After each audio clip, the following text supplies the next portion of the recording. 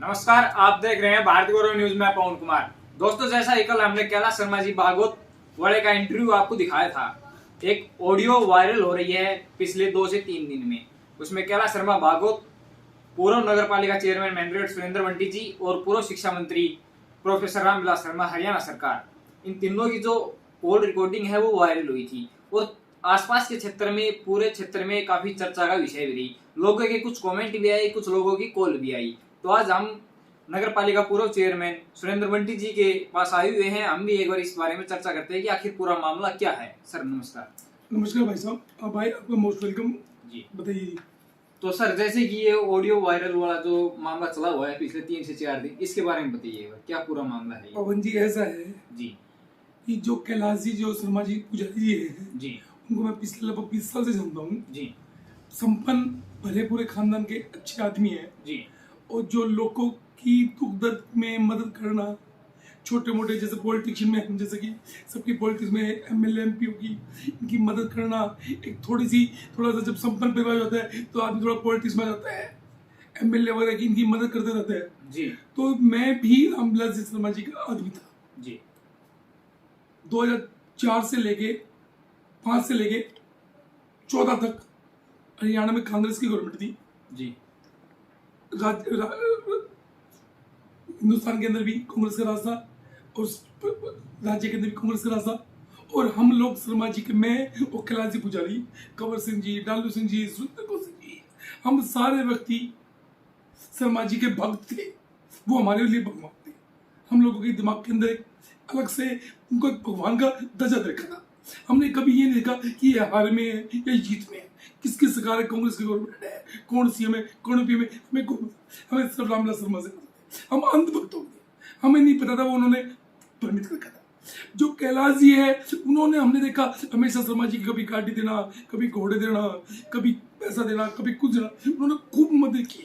मैंने खुद उनको महसूस किया। जी आप 1 तारीख को उनका मेरे पास फोन आया था, 1 अक्टूबर का। जी उनकी मेरी 15-20 मिनट में बात हुई थी।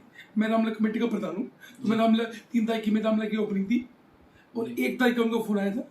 उन्होंने मेरे को कहा तो मैं बस उनसे बात करने के मूड में नहीं था, सुनने के मूड में था, परंतु जब उनका दर्द देखा तो मैंने उनको 15-20 मिनट में इनसे पूरी बात हुई और मैंने उनको ये कहा कि कैलाश जी, आपके साथ जाती हुई है तो भाई हम आपके साथ हैं। आपने रामविलास जी शर्मा जी के लिए अपना सब कुछ न्यौछावर किया, दुनिया भर के आपने खर्च कर दिए। जी आपका जो भी मामला, जो भी लेन देन है हमसे, जो भी खर्चे का हुआ, उनको हिसाब किताब करना चाहिए, उनका अपना लेन देन करना चाहिए।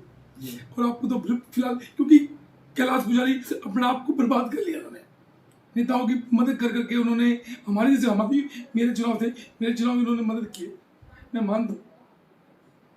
परंतु आदमी को बिल्कुल, जब आदमी तन मन से मदद कर रहा है तो कम से उसको आर्थिक चोट नहीं मारनी चाहिए। उनके वो खून के आंसू रुक रहे हैं।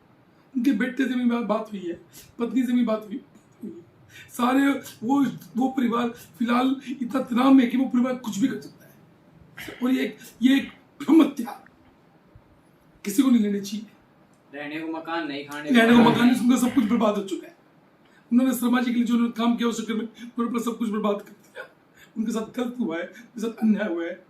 मेरी तो यही है कि उनको उनकी क्षतिपूर्ति की जाए। पूरा पैसा नहीं है उनका, क्या है कि तो मेरे को नहीं पता जी, परंतु उन्होंने शर्मा जी की मदद बहुत की है, ये मेरे को पता है। तो एक्चुअल तो कल हमारी बातचीत हुई रही है, तो वो बता रहे थे लगभग 22 से 23 करोड़ रुपए वो बता रहे हैं, ऐसा कुछ हिसाब किताब है उनका, वो बता रहे हैं। पर ये कह रहे हैं कि शर्मा जी मेरी बात भी नहीं होती, फोन भी काट देते हैं, बड़ी मुश्किल से फोन उठाते हैं, बच्चों की सर्टिफिकेट है वो भी स्कूल के अंदर रखी हुई है, ऐसा कुछ वो बता रहे हैं। अगर ऐसा देखो जी, वो हिसाब उनका कितने का है वो हिसाब तो वो ही बताएंगे जी, ठीक है। मेरा उनके सामने कोई लेन देन नहीं हुआ, बाकी मेरे सामने वो शर्मा जी के ऊपर एक बार में 100 कुर्ते पजामे संवा रहे हैं, 10 गाड़ियां बेच रहे हैं, 20 गाड़ियां दे रहे हैं, सभी गाड़ियों को तेल डलवा रहे हैं। ये उन्होंने अनाप शराब रामविलास जी को खर्चे बहुत किया जी। अब एक्चुअली उनका क्या लेन देन है, उस लेन देन के बीच में मैं कोई भी नहीं हूँ, परंतु जो भी अगर कोई उनका लेन देन कोई सकता है, अगर नहीं भी है, अगर वो कैलाश जी अगर झूठा भी जमा रहे हैं तो रामविलास जी शर्मा जी को उसको बुलाना चाहिए पंचायत के बीच में। हाँ भी कैलाश, क्या हिसाब किताब तुमने क्या दिया ले? आज मेरे ऊपर कोई इल्जाम लगाए कि मैं बंटी के 1 रुपये मांगता हूँ या 1 करोड़ मांगता हूँ, मैं उसको 2 मिनट कहूँगा भाई मेरे पास आ, 5 आदमी के बीच में मेरे से बस बैठ बात कर, तू क्या मांगता मैंने, क्या मैंने पैसा कर दिया, कब तूने मेरे खर्चा किया, कि कुछ खर्चा किया हो सकता है मैंने तेरा ये काम कर दिया हूँ जी। भाई। आज मान लो किसी आदमी ने उसे क्लास ने मान लो 10 गाड़ियां दे दी, इलेक्शन 10-20 लाख खर्च दिए शर्मा जी के ऊपर, तो शर्मा जी कर दिए कैलाश जी ने, और शर्मा जी उसके 5 व्यक्तियों को नौकरी लगा दी, 5 व्यक्तियों को नौकरी लगा दी। तो शर्मा जी कहना कि तूने मेरे चुनाव में 10 लाख खर्च किए हैं तो मैंने तेरे 5 व्यक्तियों को नौकरी लगा दिया, तो कुछ से कुछ अदले का बदला हो गया। तो शर्मा जी को इस बारे के अंदर खुद उनको अपनी सफाई देनी चाहिए, खुद उनको क्लियर करनी चाहिए, और खुद नहीं होगा समाज के 5-10 आदमी मुखिया बुला ले, उनके सामने बताए कि भाई कैलाश पहली बात तो नकद का हिसाब कर, तूने मेरे को नकद कौन सा लेने देने किया वो पैसा ले। दूसरा, तूने मेरे पर जो खर्चा किया है, कितना खर्चा किया है जी, उसके बदले में मैंने देखो क्या काम किए छोटे मोटे, और लोग खर्चा तो करते रहते। खर्चा तो पॉलिटिक्स में मान लो आज मेरे ऊपर किसी ने मेरे चुनाव चेयरमैन के और मेरे किसी आदमी ने मेरे ऊपर 10-20 खर्च कर दिए, तो वो चीज देनी नहीं होती, परंतु उस 10-20 हजार के प्रति उसका मान सम्मान होता है, उसको तवज्जो होती है, छोटे मोटे भी काम होती है। तो आदमी कहता है कि मैंने इसके ऊपर कुछ चुका पानी किया है तो उसका मेरे को क्रेडिट मिल गया, जिसका डॉक्यूमेंट लेन देन नहीं होता, डायरेक्ट लेन देन नहीं होता, बस उनका इनडायरेक्ट लेन देन होता है। तो शर्मा जी को इस बारे में खुद को सफाई देनी चाहिए और ड्रामे नहीं करनी चाहिए।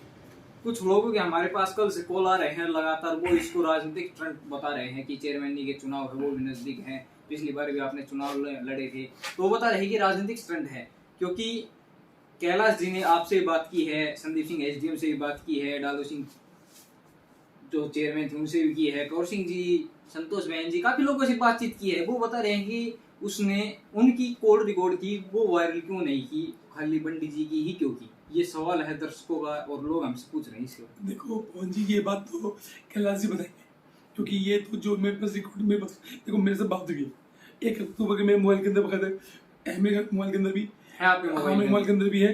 1 अक्टूबर को मेरी पास उनका टेलीफोन आया था, मैं रामला के काम से मैं बिजी था जी, ठीक है, तो उन्होंने मेरे को फोन किया, फोन पे मेरे को किसकी बात वायरल कर दी कि ये वो की है, उन्होंने मेरी क्यों की दूसरे क्यों नहीं की, ये तो वही बताए। हाँ मैंने उनको ये कहा था कि आपसे जो मैं आपके साथ हूँ जी, मैंने उनको कहा कि मैं जब तक मैं बैठा हूँ अन्याय किसी का नहीं होने देंगे, और मैं तो लोगों से एक अपील और करता हूँ कि इन नेताओं ने, इस मंत्री पूर्व मंत्री ने किसी आदमी के साथ और भी अन्याय किया है तो व्यक्ति खुल के समाज को बताए, ताकि समाज को पता लगे।